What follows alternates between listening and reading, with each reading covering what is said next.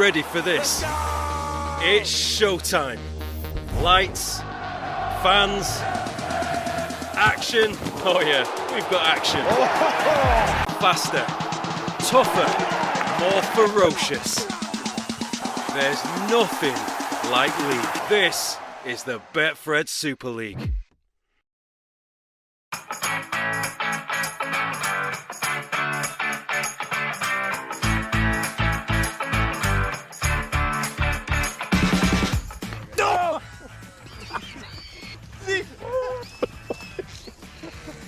Got me here. It took a big chunk out of me. Bleeding.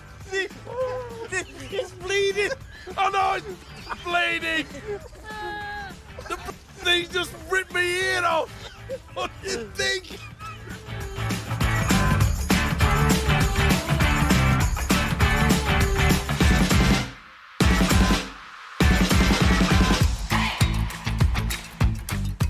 Well done, everybody. You found us once again. So welcome to this week's Eddie and Stevo, the podcast. Supported as ever by Betfred. It's the best rugby league chat around. Some try and emulate us, but we know no one does it better. It's award-winning. Well, it is in our house anyway.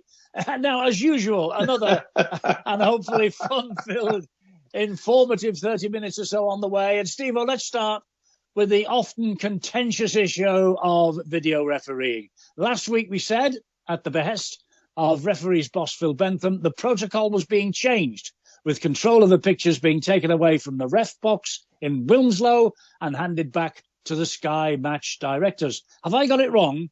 But it seems the process worked, yes? Yes, of course it did. And let's face it, if you've got a television company that's got all the facilities to show it as quickly as possible, then why not use it? I'm surprised it took them such a long time, Eduardo. Well, it took them a long enough time to make their decisions this year, didn't it? And I think that's why this has all come about. But it certainly seemed... I just wonder if the referees, because it's not in Wilmslow, I wonder if they're not handing it on quite so much. I don't know. Or were there not as many contentious issues this last weekend? Well, I think they've also had a meeting in regards to the fact that, look, if you're really not positive about a thing, then, yeah, let's pass it up. I understand that. But also, it was taking so long. And it was, to me, it wasn't doing any good for the game. And if you do it quickly and come with a result, then the fans are happy. That's all we want to do, is keep the fans happy. Yeah, keep us all happy, you're right. Right, the games themselves. Hull, well, they had too much in the locker for Lee on Thursday. I wonder if it was a cup hangover for the Leopards, Stevo, this. Yeah, without a doubt. Short turnaround.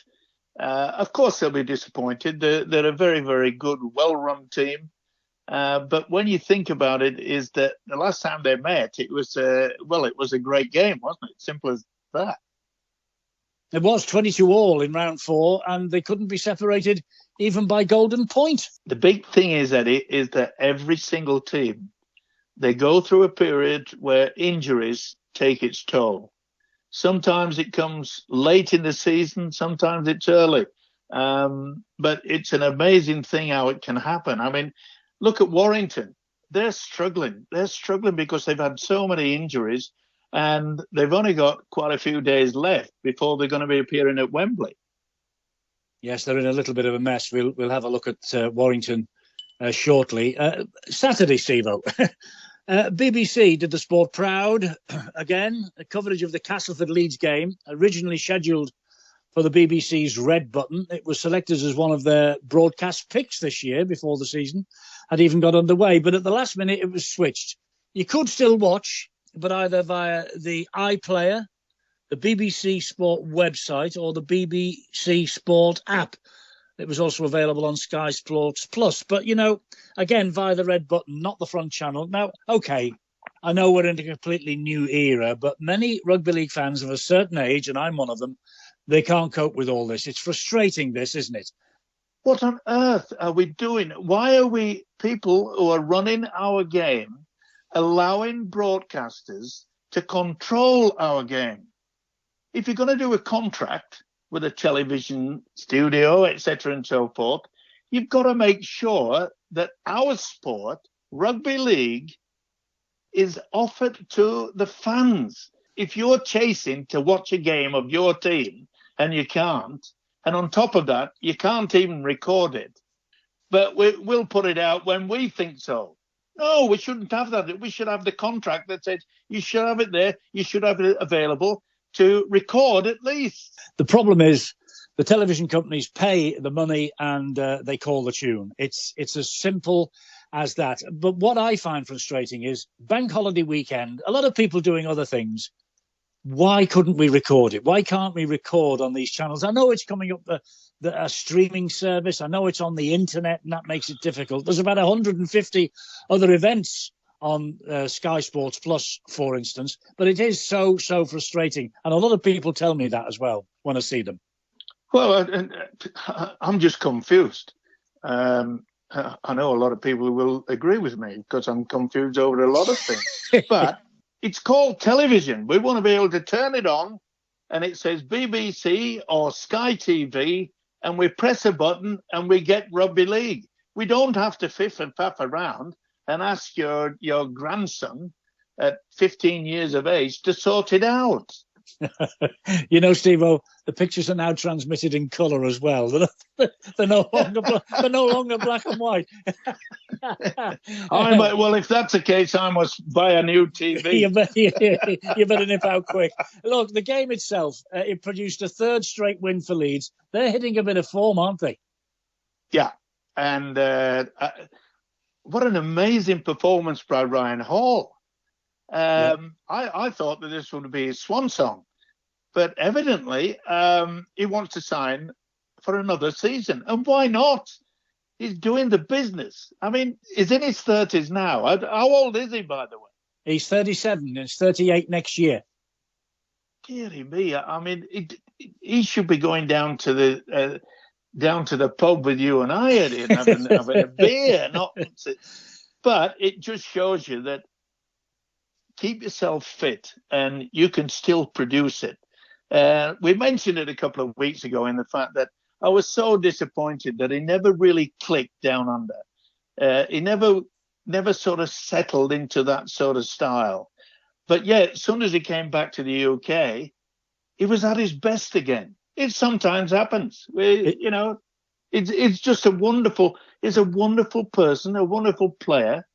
And it's amazing to see him playing again. It is, and as you say, he's going round next year too. This talk of Brad Arthur, the coach at Leeds, being unsettled, it doesn't seem to be having much of an adverse effect on the team, does it? Well, to be fair to Brad Arthur, he made it quite clear when Leeds more or less tried to force him to take on the arrangement and extend his first contract. But he's always been clear about it, said if there's an opportunity to go back to Australia, then he will take it.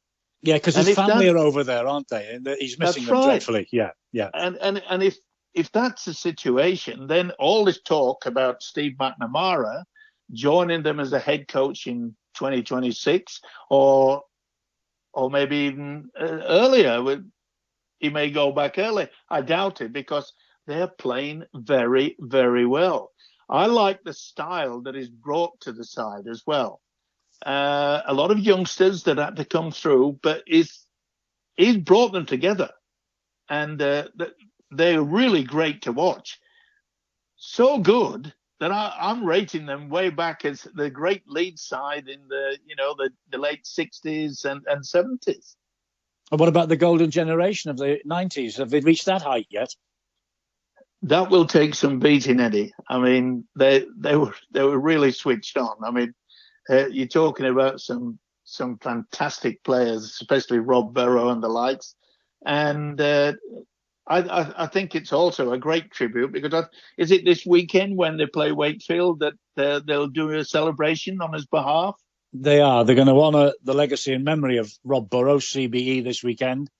It'll be their annual MND awareness game. And if anyone is going along, there'll be celebration of Rob's life and a reminder of the impact that he has had on the MND community. By the way, Steve, I've just had a thought. I said the 90s. I think I've aged them by about 40 or 50 years. I meant the noughties and the teens of this century, not the last one. But you know what I mean. They were a great side in those days. Listen, I'm sure people will understand that, at our age, Eddie, we do forget things. We do. We do forget things, that is for sure. Well, look, if this Brad Arthur story is true, that appears to indicate that he will be leaving at the end of the season and is being tipped as the Perth Bears coach for 2027, which brings us on to Sam Burgess, the Warrington coach. Again, reportedly on his way to Perth, maybe as assistant to Mal Meninga, and that is, again, allegedly Perth's preferred choice. Now, Sam dodged the issue on Sky on Friday night when questioned. He said, just rumours. He said, nothing to say yet. Rumours are just rumours. And that's all. But he didn't blow the suggestion out of the water, did he? No, why should he? Look, he's doing a fine job at Warrington, and the major thing is that he's enjoying his stay there, which is good. And if you're enjoying that sort of thing, but each and every week, each and every game is building not only in confidence, but understanding what is needed.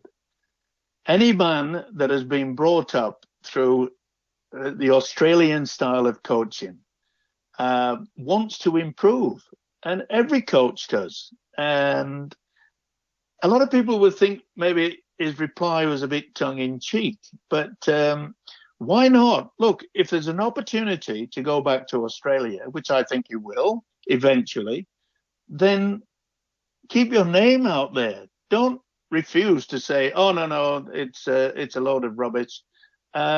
Just say, oh, it's only a rumour. And we know how many rumours come true. Yeah, fair point. Yeah, but, at the moment for Sam, things not going well. Just a week or so from the cup final against Hull KR. They played them in a dress rehearsal for Wembley last Friday. Rovers far too good for them on the night. So many injuries at Warrington. And Zayn Musgrove, Stevo, shown the door for disciplinary reasons last week. And he's now signed for the Halifax Panthers and Sean Long. So it must have been pretty serious, I think, whatever went on behind closed doors. Well, I'm pleased that whoever came to that sort of decision would understand what we don't know, and I think it should be private. And if you overstep the mark, Eddie, in life, in anything that you're involved with, then you should be not so much punished, but not be available to be doing that particular job that you should be doing. Simple as that. It's not just in sport, but it's in the way of life. If you lay yourself down and the people that employ you don't respect that, then you have to go. Well, it's a very brave decision by Warrington because they are on the ropes in terms of injury. I mean, Paul Vaughan and Toby King have actually signed a contract extensions, so they will both be there next year. That's the better news for them. But, Mark Sneed, Sam Powell, absent last Friday, Geordie Crowther, replacement hooker injured against Hull KR on Friday too. It never rains, but it pours in this game. Matt Duffy taken off. Yeah, Steve, I don't know what they're going to turn up with at Wembley. Never mind this week against Castleford. I really don't. It's very difficult. I mean, when you've got an injury list like that, mentally as well as just physically, it can really drag you down into the things. But the one thing that we've already know, Eddie, the times we've been turned up at Wembley, there's the magic about it, isn't it? And okay, they were a little bit rusty last year. They know exactly what they need to do. Whether they can get and gather together enough of the star players to pull them through, I hope they do. Because I always look forward to a spectacle at Wembley. I enjoy going there. I think it's fantastic. And we don't want just a one-way traffic. We want a really good game. And I'm sure that Sam will ensure that they give their best shot. But always beware of the fact when you turn the opposition and say, well, they're odds on to win. Sometimes being odds on to win, don't. Well, Willie Peters is playing his cards very close to his chest. He watched them get their 5th consecutive victory against Warrington last week. He said Warrington gave him a decent contest. He's not counting any chickens, I'm sure, Willie Peters. Mikey Lewis, again at the heart of the win. Petter Hiku did really well too. Dean Hadley's got a bit of a calf injury. They entertained St Helens on Friday night, Stevo. What a match this could be. It's really, really interesting. Oh, it just depends. Is he going to pick the full squad? Is he going to pick half the squad or whatever? Or is he going to say, listen, we play each week. Why change it? And maybe he's right, because in the past, so many teams have rested their star players the week before Wembley. And you think to yourself, maybe they just didn't click on the day. That happened last year. That happened last year to Warrington, definitely. That's right. Now, I think it's a smart move by saying, I'm picking the same side. I'm picking my best squad. I want to make sure that that we go there, high into it, get involved. Sometimes resting players is not the best move. Definitely not. That was proved, as I say, 12 months ago. And if Rovers do beat St Helens on Friday, well, people will now start to take them seriously if they haven't done already, because Saints brushed Huddersfield aside on Friday, and they've scored 86 points now in the last 2 matches, Stevo. 86, conceded only 4. They're back on the horse. Jack Wellsby far from happy after the Magic weekend, but boy, he has bounced back. A hat-trick against the Huddersfield Giants, and Saints now up to 5th. I wonder if the pressure is easing on Paul Wellens. I think because of that pressure, Eddie, the journos went berserk. Everyone was saying that he's in the hot seat. He could be fired. He could be taken away from his job. A man that is, well, part and parcel, a hero in St Helens. And I think that maybe the players have got together and said, hey, it's not the coach's fault. We just perhaps are not hitting the stride, we're not hitting 100%. And maybe I'm wrong, but I've often heard and seen about it in the past where the players sometimes get together and say, hey, listen, it is having to take the fall for us. We don't want another coach. And there's only one way we can do that. And that's we get together and play as a team, but we haven't been in the past. This is a time to support the coach. Now, if that went on, then it's been fantastic. Because why on earth would you get rid of a coach that can turn it around as quickly as that? Indeed.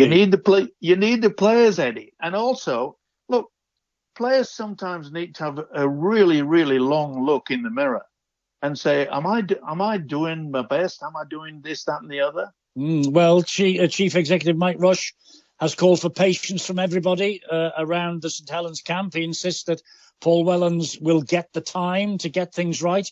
He says there's a lot of negativity after the Magic loss to Leeds, and there was, without a shadow of a doubt. But there's nobody, he says, who cares more about Saints than Paul Wellens. There's a huge expectation at St Helens, and that is what it all comes down to. Fair comment. Well, it might be a fair comment, but also when you often get the call of full confidence, I know. How many times does a hammer come down and smashed that confidence away? But I'm just hoping. Look, not only was he a great player, Eddie, I think he's turning out to be a fine coach. Indeed. Like all coaches, is learning, is getting better. But I think eventually he'll become one of the classic coaches of all time. Fingers crossed. I hope you're right. I really do. But, when there is a change of coach, the side generally responds. Sadly, not in the south of France on Saturday. Catalan nilled for the second week in a row. Wigan running in 48 points without reply. A nightmare start for the stand-in coach of the Catalan Dragons, ex-Wigan man, Joel Tomkins, wasn't it? Yeah, disappointing. As you say, it normally comes about where as we've just mentioned, the players get together and this, that, and the other.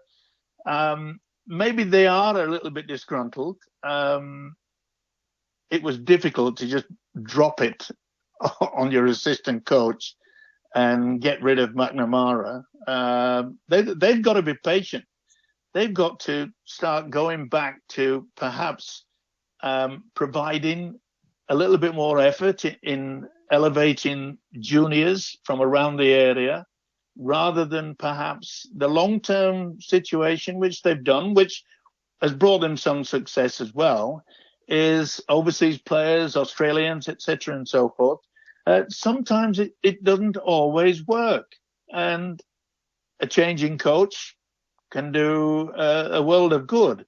But there's no way in the world that anybody at the moment will be wanting to take on a Catalan side that really hasn't reached the high spots. No, and rumours, of course, abound about who the next coach is. Shawn Wane, Stevo, was seen at the game in Perpignan. Everybody now raising their eyebrows and saying Shawn Wane is being touted for the Dragons coach in 2026. But, of course, Shawn would be there. He's part of the hierarchy at the Wigan Warriors. I'm not saying he's not interested. I'm sure he is after the Ashes series next year. If it goes at the end of this year, if it goes well, he's going to be in high demand. People are saying that Catalan have got him earmarked as a possible successor to Steve McNamara. Well, let's hope that the people, and that we know quite a lot of people down there, that the people actually realise that he was in the stand. Because if I was part and parcel of the Catalan organisation, I would have invited him for a drink and maybe just have a nice little chat. Because, look, he's doing a great job with the England squad. We know that. But deep down, you know that he wants to get back into coaching a club. It would be a difficult job to turn it all around down in Catalan, but it's an attractive place to go and live, isn't it, Eddie? Just a little bit, you're right. Here's an interesting point for you, by the way, about the Catalan home matches when the Super League clubs go down there. I was with Matty Peet the other week, and he showed me around the training complex next door to the stadium, and he had the players. Now, albeit 2 weeks away from that fixture last weekend, he had them training in a real sweatshop. He had blowers in the room, filling the air with heat to get them ready for the conditions they might face in the south of France last weekend. That's incredible attention to detail from Matty Peet. And boy, it worked wonders, didn't it? Yeah, well, in my opinion, Matty Peet, the success he's had already, indicates to me that he's a different style of coach. And it reminds me very, very much of the early days of a man called Wayne Bennett, who is still coaching to this day. Wayne Bennett took over from Jack Gibson in the way that they changed the style of the game. But most importantly, the preparation. I think Pete, to me, is the best coach I've seen for donkey's years, because he is so thorough. That's quite an accolade, Stevo. That really is. That's quite a thing to say about him. Well done. Yeah, he is. He has got this incredible attention to detail. No doubt about that. Well, look at his record. Look at his record, Eddie. Oh, I know. Won everything. And don't be surprised if he hasn't been tapped on the shoulder by an Australian club. Because I'm sure that quite a few of them would be interested. Simple as that. And talking of Australia, Eddie, we all know that the state of origin, the first one against Queensland, and you've got to love the journalists, haven't you? Now, the build-up to it, Ashley Klein, who will referee the first state of origin, was in the Queensland camp and had a photo with the captain, Dalicherry Evans. And everyone has said, oh, that's against the rules, regulation, this and the other. They're trying to change the opinion of the referee. Wouldn't he be with New South Wales the next day? Surely. Well, No, evidently. Well, I don't know, but it hasn't been. I'll put it this way. What people do not understand is that he plays for Manly, of course. Now, Manly, on This a is regular Cherry basis... Evans. This is Daily Cherry Evans, not Ashley Clyde. No. He's the Manly captain, and the Manly club have done it for years. They invite the referees to the training sessions. It's not trying to bribe the referee or whatever. No, exactly. No. That sounds like a great attention to detail again. I mean, what's the matter with that? Of course. But, of course, the media, shock, horror. Shock, horror. How on earth can you do that? But there's even more shock because, listen, the saga of Lachlan Galvin leaving Western Suburbs. Everyone thought that at the start he was going to go to the Parramatta Eels. Well, it appears now that he's going to the Canterbury Bulldogs, who 3 weeks ago said they're not interested. They don't want him. Well, it looks like they're going to get him. But they have to pay, which is unusual down under.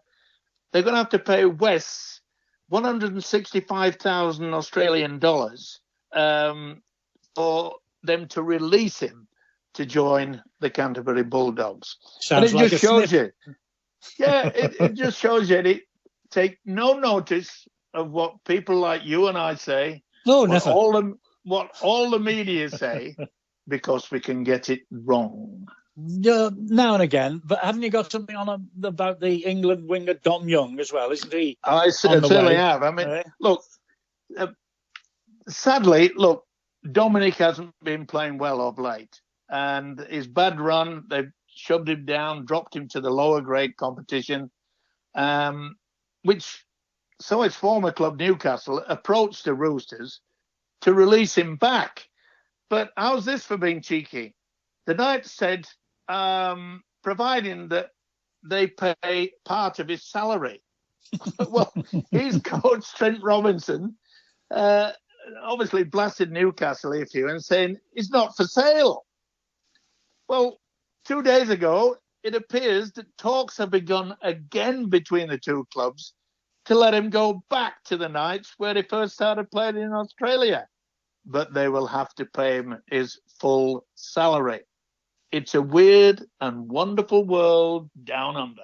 Yeah, it's a weird... Well, absolutely. I couldn't ever disagree with you about that.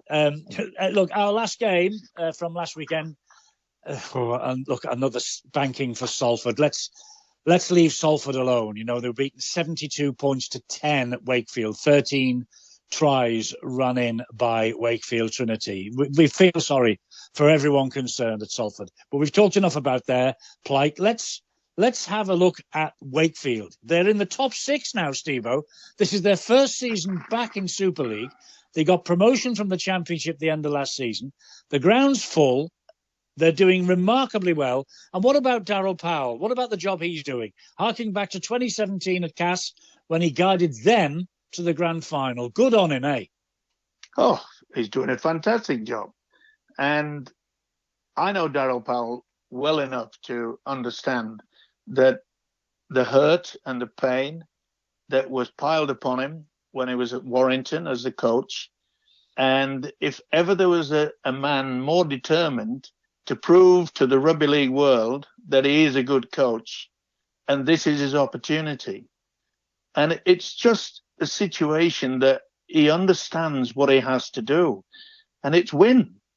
By the way, 72 points to 10 matched the best ever winning margin for Wakefield in their Super League history, albeit against this hapless Salford side. But you can only beat what's in front of you. It's as simple as that. Last word this week. 5 months, Stevo, exactly, to the first test match against the Aussies in the Ashes series. Second test at Everton, sold out. Third test at Headingley, sold out. So if you want to see England take on Australia for the first time in over 20 years, get in quickly, because we're told that Wembley is selling out fast too. In short, the only tickets left for the Ashes to see England take on Australia are for Wembley Stadium. Have you got it ringed in your diary? 25th of October. I know you can't wait, can you, for this? Oh, it's fantastic. I mean, it's been over 20 years. when you have an Ashes test or any chance to play against Australia, it's the pinnacle for young kids to be involved and watch and be there and feel the atmosphere of an Ashes test. Sensational. I can tell you are salivating already at the prospect. And of course, next week, we'll be looking ahead to another Wembley event, the Betfred Challenge Cup final between Hull KR and Warrington, a week this Saturday, June the 7th. So we'll preview that match at the same time next week. Wigan versus St Helens in the Women's Challenge Cup final as well. Featherstone against York in the AB Sundex 1895 Cup final too. 3 games for the price of 1, Stevo. That'll do you, won't it? 3 for 1? My word. How did I know? I hope all the restaurant owners are listening in. And all the pubs. Come on. 3 for 1. Why not? Sounds good. We'll also reflect the very first State of Origin, which has been played this week. Queensland against New South Wales in Brisbane. And we will assess Ashley Klein's performance in that as well. Always good talking to you, Stevo. Well done. Excellent stuff. The award-winning podcast is over for another week. See you in 7 days' time. Take care, top man.